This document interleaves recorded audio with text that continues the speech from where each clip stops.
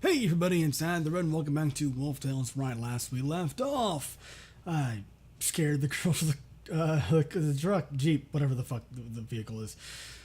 When trying to go into town to get supplies because apparently we're running shorter on food than my character had anticipated, and they ate a lot. They wolfed the food down. Oh god. Oh, what is wrong with me? Why am I like this? A few alright girls, I'm back. Just gonna jump in and ignore me. I have enough canned food to last 3 winters, even taking into account Fuyu's appetite. Oh, so we did go to the store. We just... what, did we distract him with a squeaky toy or something? Also bought a new map and some rechargeable batteries for the radio. Who wants to help me unload the truck? Preferably without attacking it. Silence falls over the cabin. I begin to wonder, am I really alone here? Well, I mean, girls? I entered the cabin, surprised to find it both quiet and empty. As I walk through the cabin, I soon hear the sound of someone talking, though I can't yet make out what they're saying. Girls? That's why I'm telling you, we need to go now. What do you think's gonna happen if we keep wasting our time here? Do you think your mother's gonna live forever and she'll just keep on doing your duty for you? I know it isn't fair on my mother. I know I should return if only for her sake, but what? You'd rather hang out here playing housewife to some human? What's wrong with that? I like it here, okay? I enjoy human culture far more than our own. There's no hunting or sacrificing the weak. Well, we have our own versions of that, let's put it that way. No fighting over food or warmth or constant power struggles. Okay, that's really not true. So why shouldn't I stay here? What does our pack have to offer that's so special? It isn't about the pack, what the pack can offer you, it's about what you can offer the pack. I can't expect you to lead them, just as your father did before you, and your mother's doing right now. Are you gonna let them all down because of your own selfishness? Why shouldn't I? I'm sick and tired of being everyone's princess and being held on some kind of pedestal because of who my father was. This is kind of a reverse of the sin to the father thing, as opposed, it's not so much the crimes committed by one's ancestors as it is the obligation, the responsibility of one's ancestors being passed down to you, whether you want it or not. Living in someone's in the shadow of the dead for the rest of your life, regardless of what exactly said shadow might entail, can still be, quite pressing. I don't want to be a leader. Just because everyone keeps saying I'll be the next pack leader doesn't make it true. All I want is to live out my days in peace, like a human. Oh no. The sound of chatter dies down in an instant. All that can be heard throughout the cabin is the echo of Fuyu's palm striking Mirari's cheek. Unsure of whether I should step in or not, I remain frozen on the spot, watching silently to see who will make the first move. I'm sorry. I'm sorry for letting you down like this, but my mind is made up. I will not return to the pack. Fine. Have it your way, princess. We'll be better off without a selfish human sympathizer like you leading us anyway. Fuyu pushes past Mirari and heads for the door. Without saying another word, Mirari rubs her cheek, quietly fighting back tears. She tries to remain strong, and I have to try to make a decision. Oh, God. No, comfort Mirari, follow Fuyu. I mean, this is my first instinct, but at the same time, I have a feeling that this confrontation could be quite interesting, but... Okay, you know what? No, I'm gonna comfort Mirari. As much as I'm interested in seeing where this goes, this is... Once Fuyu's left the cabin, I make my presence known. I walk straight over to Mirari and kneel down in front of her, bringing her to my face to her level as she sits on the couch and quietly sobs. Addison, you... how long were you... Long enough. Sorry, I didn't mean to eavesdrop. No, it's nothing you need to apologize for. This is your home. You have a right to hear any conversations that take place within these walls. Mirari straightens her back and looks at me as she talks, but soon begins to slouch forward. Even if my presence is a welcome distraction, it isn't enough to make her forget about her worries. So, that fight you and Fuyu just had, it was not a fight. Mirai speaks forcefully as she shakes her head. You were simply reaffirming one of those positions. That conversation was long overdue. I see. Do your conversations normally end with Fuyu hitting you? Mirai immediately opens her mouth to deny my claim, but instead finds herself without words. Whether she cares to admit it or not, Mirai's conversation with Fuyu didn't end well. So you saw that. I could have heard it from outside. Why didn't you defend yourself? Having a difference of opinion is one thing, but getting physical is a bit much, even for Fuyu. No, you're wrong. Even if you had left lacerations all across my face, it still wouldn't be anywhere near enough to punish me for what I've done. I would beg to differ. You mean for running away from home? If so, then I still think that's all rather extreme. Even if he's mad about you leaving her behind, that's no reason to get physical. Besides, you shouldn't have to go along with what everyone else expects you to do just because you don't want to let them down. Nobody gets to tell you how to live. You have to make your own life decisions, even if other people don't agree with them. And boy, will they disagree with you. My ears are still ringing from the chiding I got when I announced that I'd be moving out here. Thank you for your kind words, Edison, but I'm afraid my situation isn't so simple. And of all the people affected by my decision, Fuyu is the one person to whom I'll never be able to speak about this matter on equal ground. Mirai lets out a soft sigh that looks up at my face. Do you remember how I told you about Fuyu being a runt and her family going to great lengths in order to join the pack after raising her on their own?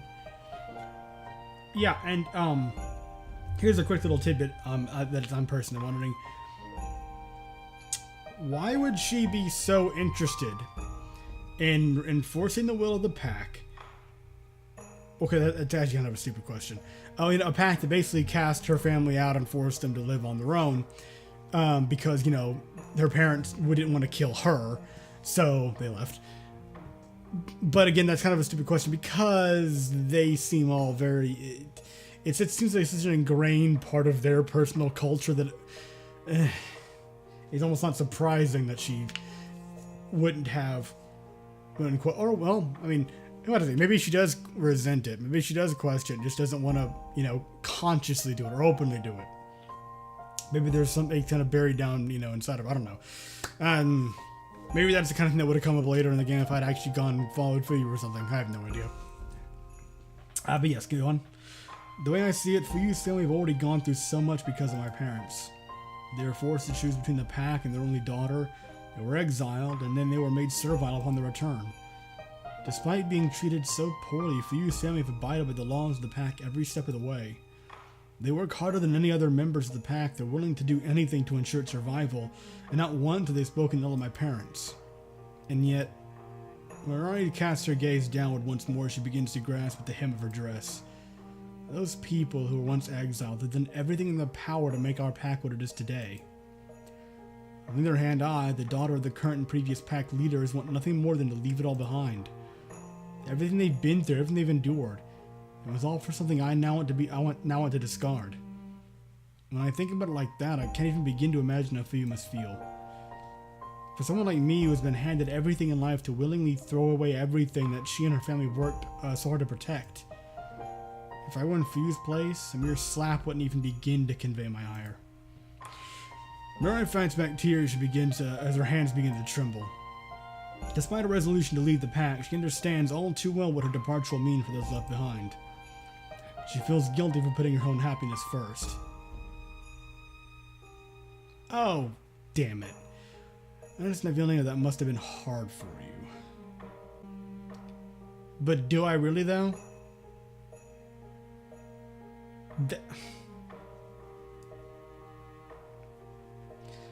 So all I know now is that my character apparently was scolded for wanting to move out here in the middle of nowhere.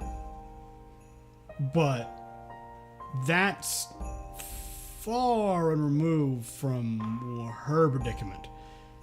So this, going off that alone, this feels cheap and actually kind of insulting to her, as opposed to that must have been hard for you, because again, it doesn't seem like my character has the frame of reference to actually and honestly understand, rather than, Oh. And at the same time, I'm also trying to have to juggle what the game might be thinking here. Because this could be like a, you know, well, on the one hand, this also feels like, let's make this more about me, as opposed to let's make this more about you, as we should, because it already is. But the game might be thinking, oh, this is allowing you to form a closer bond with the character.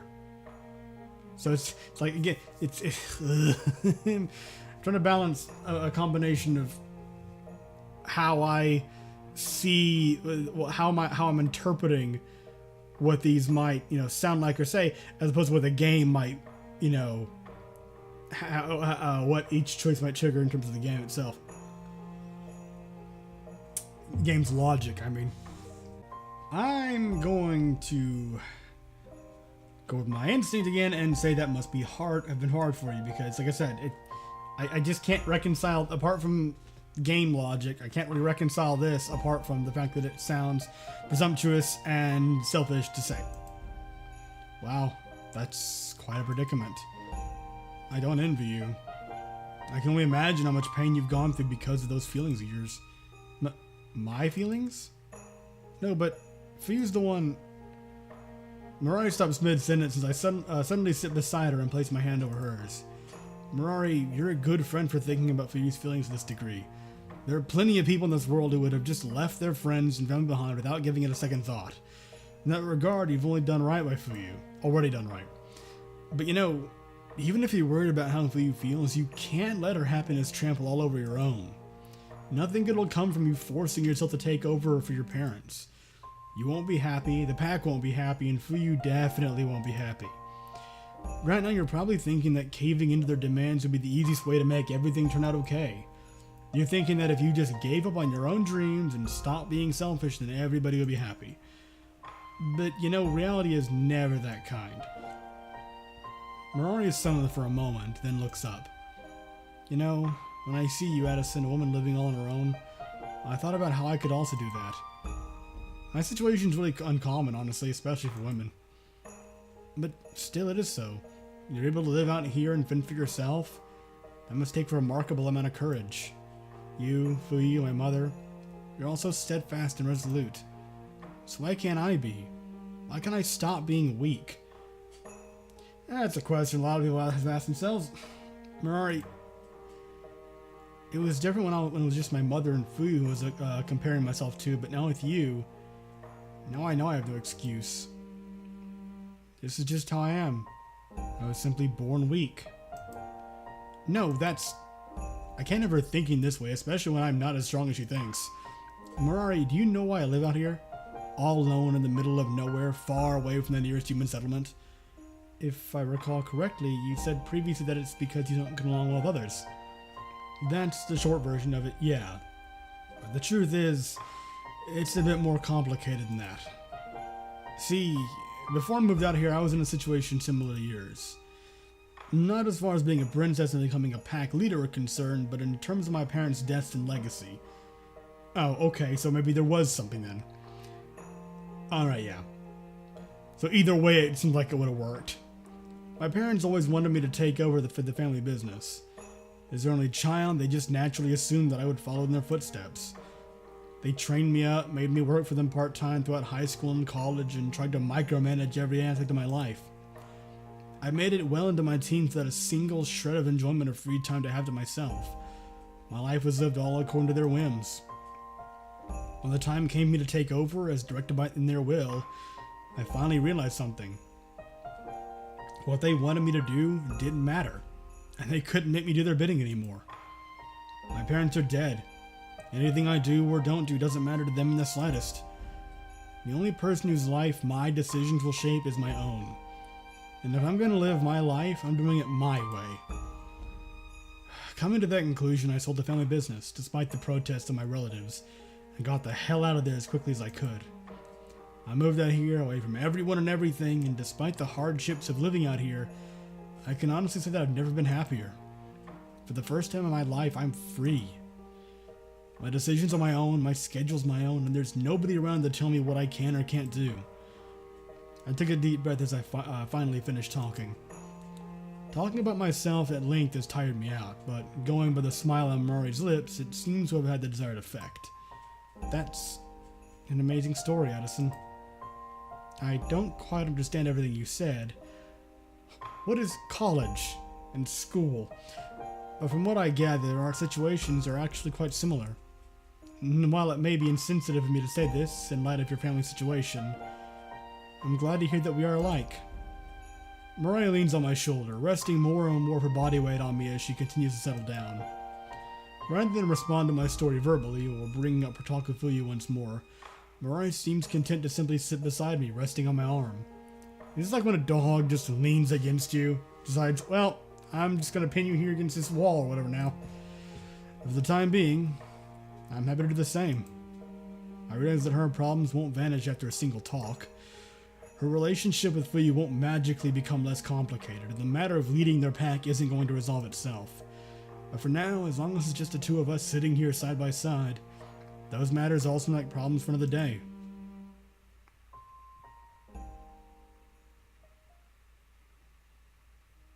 Well, that was a thing. Anyway, I'm going to end the episode here. Thank you very much for watching. I hope you enjoyed, and I will see you next time.